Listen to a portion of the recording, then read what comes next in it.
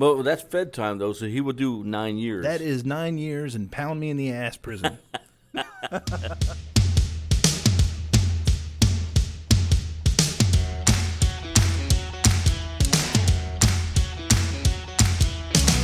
to the closing table with the Money Guys, Sidney Young and Jared Parrish.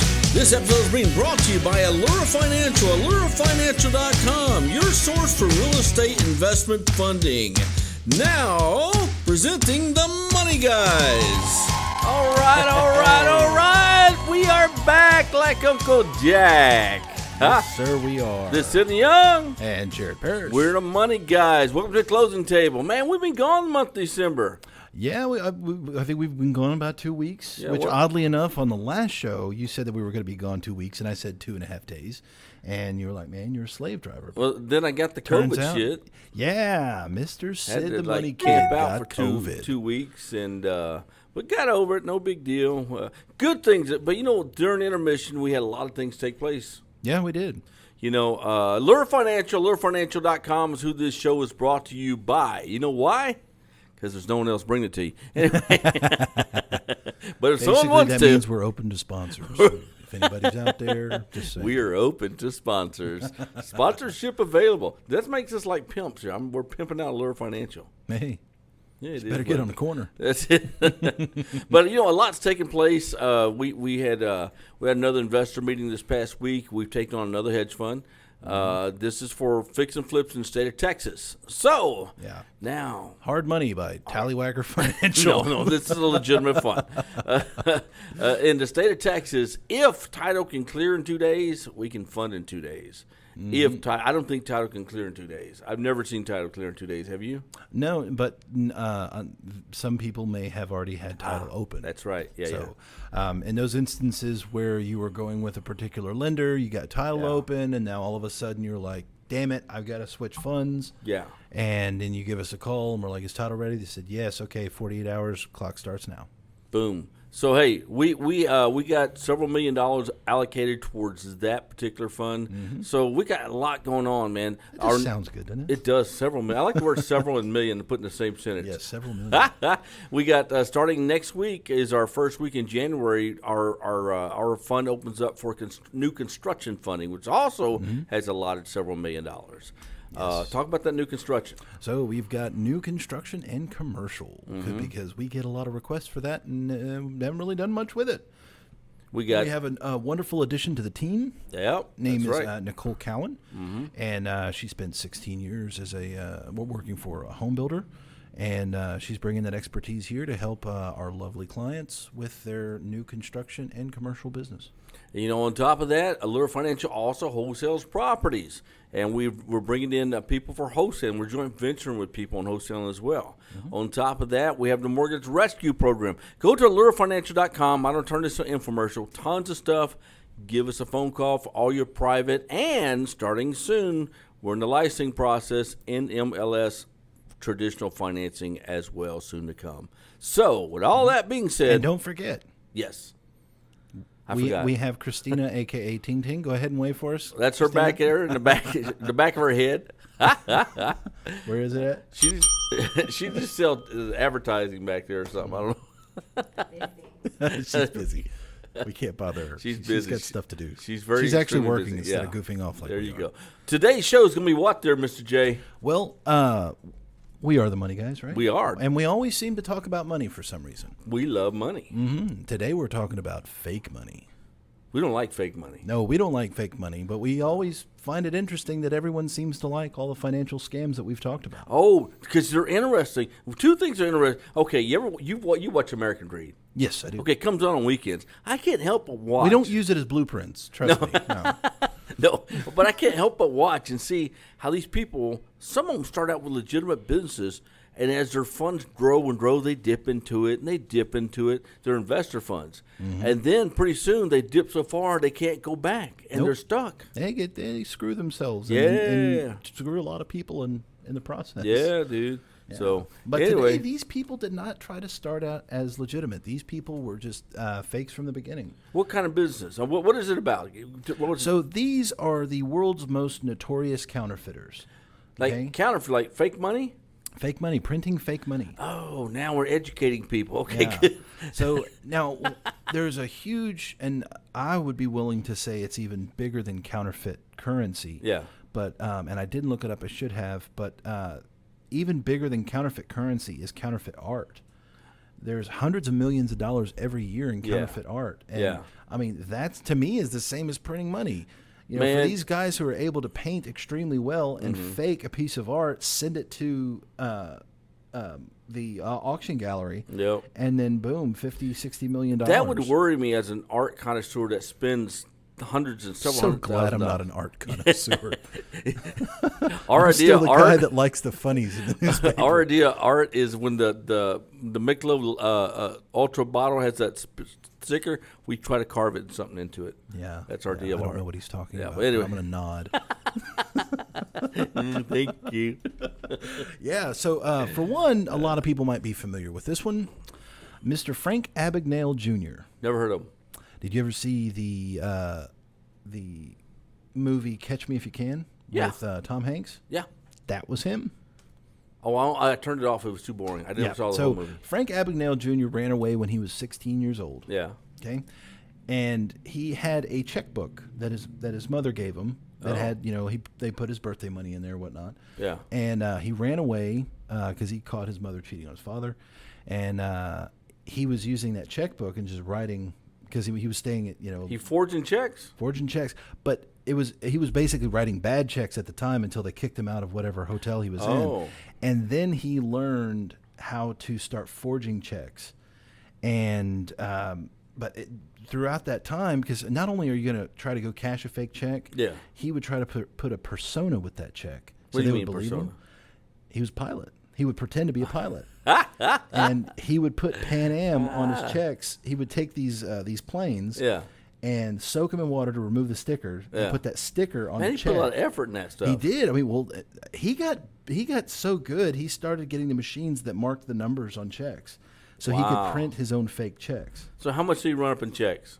Now, keep in mind, this was in the late 60s. Yeah, they didn't verify checks like instantly back then. No. It took them a week or so to get those. Over 5 years, this guy cashed $2.5 million. Oh, now, my we're God. talking in late 60s money. Yeah. $2.5 million. That's a lot. That's a lot of cheese. Jeez. And but then, so he went to prison, and the FBI agent that had been tracking him this whole time hired him, put him to work. Doing what? For the FBI, to find counterfeit checks. So it became like a CI, confidential informant? Yeah. He developed... He's a rat. He's a freaking rat. Yeah, he developed security measures to help verify checks. Rats get bats. Yeah, well, he and sold when you talk about type that fly. Yeah, well, he sold his security measures for checks for $250 million. Okay, I like him all of a sudden. Yeah. That's a lot more than he got doing it fake. So that's pretty interesting. $250 million to bank out, you can be a rat. Okay, what the hell? Yeah, right. Yeah. Congrats, rat. Yeah. And but yeah, so over 5 years, $2.5 million that led him into a career to be a legitimate millionaire. I think that's a success. That is. From rags to riches, Big Frank. Yeah. So then the next one that we had on the old list over here is Albert Talton. Albert Talton. Mm-hmm. Was he a short guy? Nope. Oh. I think he was a Talton. He's a tall one. So this guy is pretty interesting. Yeah. All right. So when you hear these guys talk about coming up with counterfeit currency, there's a lot of technical process. They have to put in all these special security measures to make sure that they're using the right paper, the right ink, the right fonts, the right sizes, and everything. It ain't easy. It's almost like an artistic thing, right? Yeah. Yeah. He used an HP all-in-one printer. The old do-it-yourself counterfeiting kit. Yeah, and 3 easy payments of $19.95. So he started ordering, because it felt more like currency, he started ordering blank paper from the companies who make newspaper paper. Oh, smart. Yeah. Huh. But he was still printing it on an HP all-in-one. I thought it was funny. The guy was able to run this for 7 years. No way. How much money? Well, 7 years. 7 years. Now, one of the keys... Did he run out of ink eventually? I think he may have run out of ink a number of times. So get this. he was able to stay under the radar for Yeah. a while Yeah. because he was printing smaller denominations, Yeah. 10s and 20s. How much, man? Okay. How much? $7 million. No freaking way. No, I'm serious. So you're gonna like this. FBI hired him, didn't they? No, you know how he got caught? It wasn't because of the amount that he was doing. How? He was using his fake dollars in local stores. Oh, the old fake dollars in local stores trick. Well, I mean, as he was going to the same stores over and over again. They started seeing the, yeah. Yeah, and it's like, if you're going to use fake Yeah. money, spread that around or something. He got lazy. And so he was arrested in 2008, so this wasn't an old case. Wow. And he was sentenced to 9 years. Just 9 years? Just 9 years. And that's actually probably one of the worst sentences out of our list today. Are you serious? Yeah. Well, that's Fed time, though, so he would do 9 years. That is 9 years and pound me in the ass prison.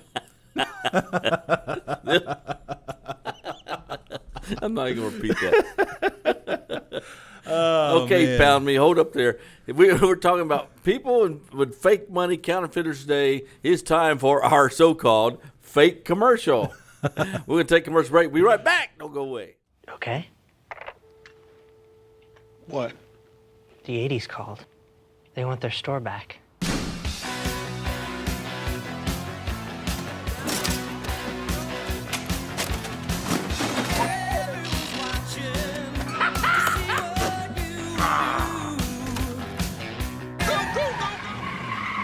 It's time for a new Radio Shack. Come see what's possible when we do things together. Yeah, you see, that was a fake commercial. Wasn't That's that 'cause fun? we don't have a real commercial. But if you want to be a real commercial, you let us know. We will not take your fake money. Nope. Well, no. Nope, probably no not. fake money, No, no. no. Unless we can't tell. Okay, we're talking about counterfeiters. We're talking about people who invent fake money. Talking funny money. Funny money. Yeah. We don't like funny money. No. They probably liked funny money until they Till- got sent to pound me in the ass prison. The PMA prison. Oh, funny. So the next one, this is another one in the U.S. This is out of Chicago. His name is Art Williams Jr. Oh, Artie. Yes. So he was operating his scams between 1998 and 2001. Oh, so he these didn't are have like- Oh, yeah, try to keep them recent. Oh, okay. I mean, there were a lot of counterfeit cases that went back into Yeah. the 1800s, Oh, early yeah. 1900s. But I want to talk about today's funny money. What are these guys doing So what today? did Artie do? Artie, so he Poor Art. so here's the thing. He printed, so he started out with counterfeit money. Yeah. And then right there around the late 90s, early 2000s, Yeah. they came out with new security measures on the $100 notes. Remember that when the face got real big and they started putting I in thought it the was just my eyes. I no, didn't know. the magnetic strip in there. No, your eyes have always been better. So his girlfriend told him, she's like, yeah, well, the jig is up now because now you can't do it because they have these other Yeah. security measures. So he spent an entire year trying to perfect the new security measures. He and his girlfriend printed $10 million. Are you serious? $10 million. And then when they got caught, they had you're going to like this. They had $50,000 left. They Of $10 million? They traveled the world spreading their money around because remember what happened to this guy, that guy Albert. They printed Tallman? out $10 million and spent it all but 50. Yep, $10 million, all but 50 grand. Jesus, man. Yeah. Now I guess they were a little bit more smart with this because they traveled all over the place, so as not to It get got caught. spread, yeah. It got spread around. They were caught with $50,000 left. Yeah. All right. Because Yeah. there was raid on their apartment, and whatnot. The charges were dropped Why? because they didn't have a valid warrant to search. Oh, did the I forgot what it's called where you get it thrown out because you don't have invalid. They didn't have a warrant, so they had to throw Motion it. to suppress. Motion to suppress. So with no evidence, there's Out no goes the case. charge. There it goes. Then they got You can popped beat again. them They got again? popped again because the money. They were caught with 50 grand. They may have had more than that. Yeah. Because their family kept spending the money at local stores. They were sentenced to 31 months. Just 31 months. I told you that 9 $10 years was the million most. and you get 31 months. Yep, that's it. Dude, that's not a bad payoff. Oh, I know. Poor Artie. Yeah. Poor Artie. Yeah, then we travel over to Cologne, France. Cologne, France. Yes. Hans- Smells good there. Hans-Jürgen Kuhl. What's that name? Hans-Jürgen Kuhl. Hans Jürgen? or Hans? Hans or Hans? Hans. Hans. Jurgen Cool. Cool.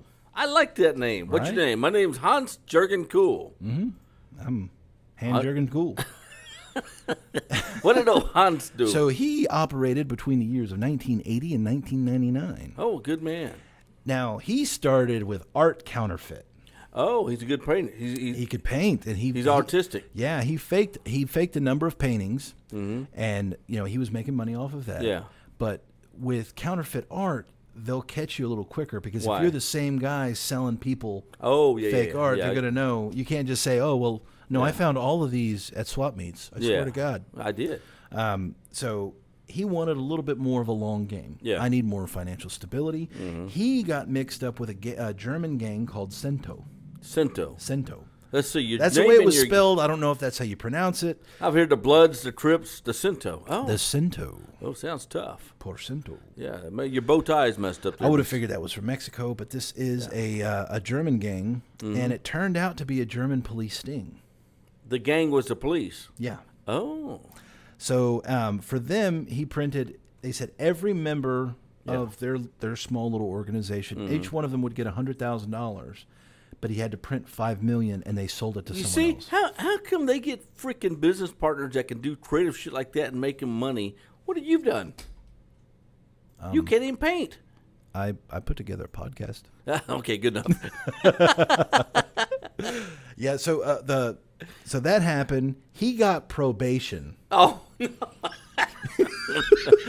Oh, Hans. He got probation. Hans and got to paint a apparently- cup once a month. And apparently, old Hansi over here Uh-oh. did not learn his lesson Oh, because no. he went right back to it. He got out. Why finished do they do that? I guess it's addictive. Jeez, if man. you're like, it'll take me a couple days to print out $1 million in cash. Or I go to work for $10 an hour. Let's see. I'll weigh that one out. So then he went for, and this guy, apparently he liked gangs. He went to work with a gang. It's some Albanian gang, and Okay, he was with in a Europe. German gang, then he switched to an Albanian Yeah, I gang? figured there weren't no police in there.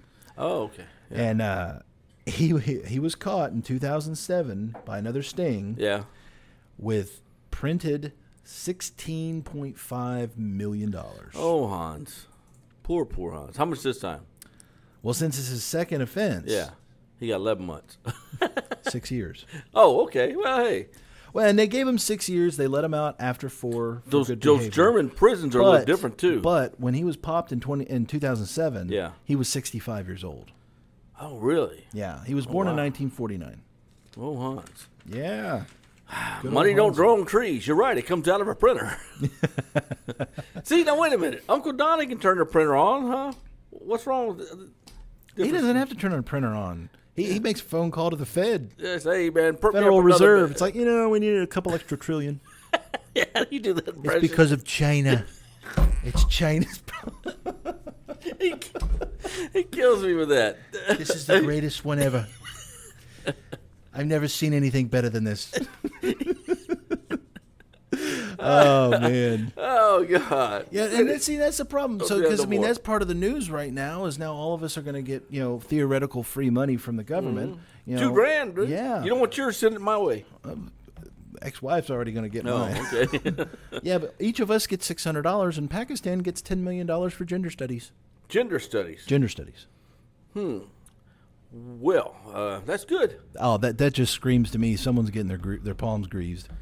Well, maybe Hans. It could be Hans. You never know. Okay, who we got next on here? Next on the list is Mr. Stephen Jory. Stephen Jory? Jory. Jory. Jory. Stephen Jory. What's Yeah. Stephen do? Now, he was out of England. Oh, okay. Okay. Oh, Brits. Yeah. Now, he started out, and he got arrested for this, too. Yeah. I think he got like 6 months.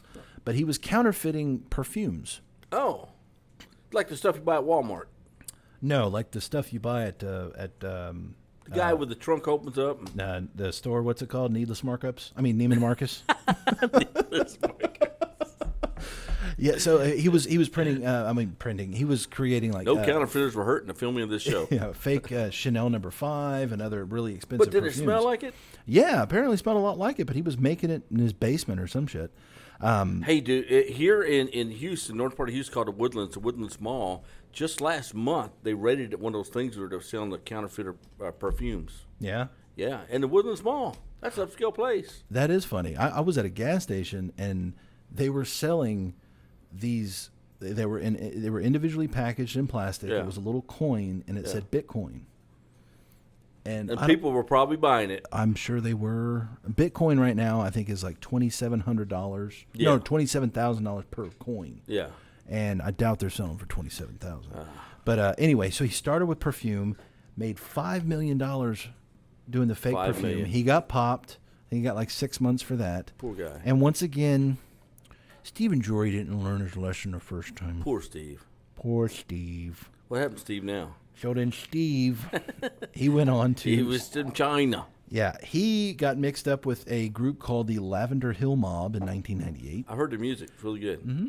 And he created counterfeit money that was so good, because typically you could put a UV light over it, Yeah. and you could see certain things. It would even pass that test. It was Really? that good. How did he get caught then? The gang was, because when people buy fake money, because that's what they were doing, instead of taking the money and spending it, Yeah. they were selling it to other criminals Oh. at 30 to 40% yeah, the value. Yeah. And when that happens, Loose lips sink ships. exactly. So they started doing that, and there was a sting. He got caught selling You're it. going to get arrested. Don't be tested. That's it.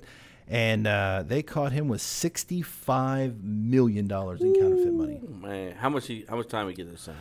He got 8 years. Oh, poor. But his was so good. Get this. I thought this was particularly interesting. He was teaching others in prison? Because his was so good, the Bank of England was forced to change the design of their 20-pound note. Really? Because of him? Because of him. Wow. Yeah, and he got 8 years. See, he's the type of guy the feds or the bank should hire afterwards to prevent that stuff. You would think, but I guess they didn't trust his ass. Well, poor guy. Yep. Okay, guess what time it is again? Another commercial Hey, break. time for another defunct fake, meaning we don't have a sponsor yet, commercial. We'll be right back. I don't want to grow up. I'm a Toys R Us kid. They got a million toys at Toys R Us that I can play with. I don't want to grow up. I'm a Toys R Us kid. They got the best for so much less. You really flip your lid. From bikes to trains to video games, it's the biggest toy store there is. Gee whiz! I don't want to grow up, 'cause baby, if I did, I couldn't be a Toys R Us kid. More games, more toys. Oh boy, I want to be a Toys R Us. Right, that was another one of our defunct commercials. Commercials. So if you want to get involved and have a real commercial, we'll probably cut you a heck of a deal. 6 years free commercials. Okay, maybe not. Funny. All right, so our number one Drum roll, please. counterfeit artist. Do we have drum rolls? I think we do. Here's Jared.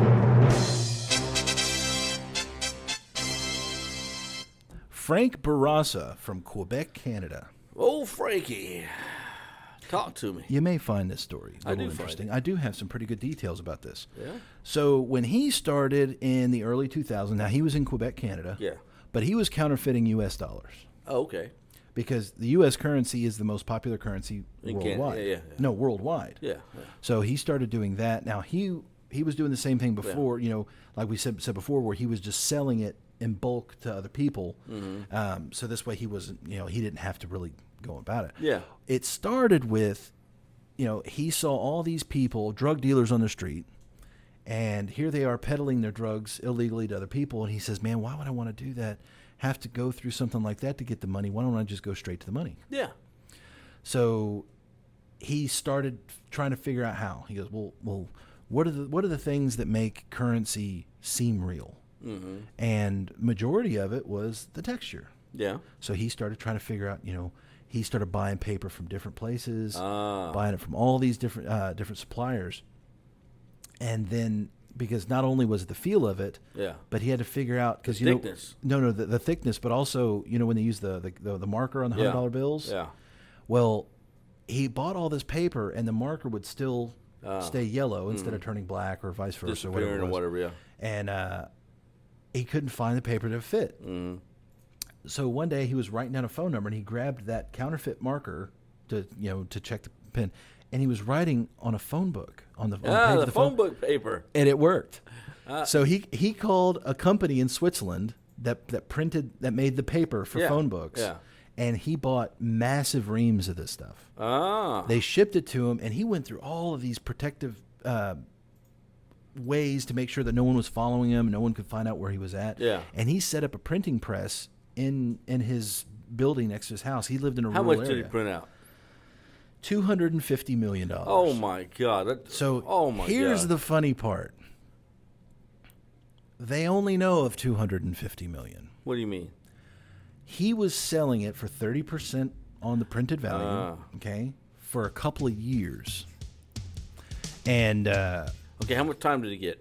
he got no time. He got no time. He got no time. How did he get no time? He got no time because when they caught him with $50 million in printed bills. Okay? $50 million. Yes. They took him to court, and he says, listen, we got to work out a deal. They said, all right, let's work out a deal. He says, I've got another $200 million. If I give you the other $200 million, will you let me go? And they said, yes. and he gave it to him. He gave him the $250 million, and they fined him $1,000. And he probably, yeah, not a problem. I'll be right back. Print up $1,000. Yeah, no joke. So that's actually how he got out of it. So he and the thing is they went to the supplier of the paper, Yeah. to find out how much in pounds did he buy. Oh, wow. And they weighed it against the amount that they gave him, and there was something around like $60 million. That is Big Bank Frank. Man, that's counterfeiters and what they've done. Now, guess what we're going to do? We are going to get ready we have one more podcast left this year, don't we? We do. And that is actually New Year's Eve. New Year's Eve. We're going to do one on New Year's Eve. We're going to talk about the year 2020. Yep. And so, all of the heartache that it gave us. And the pleasures that it gave us as well. Mm-hmm. This has been the Closing Table with the Money Guys. I'm Sidney Young. And Jared Parrish. We're the Money Guys because we got your money.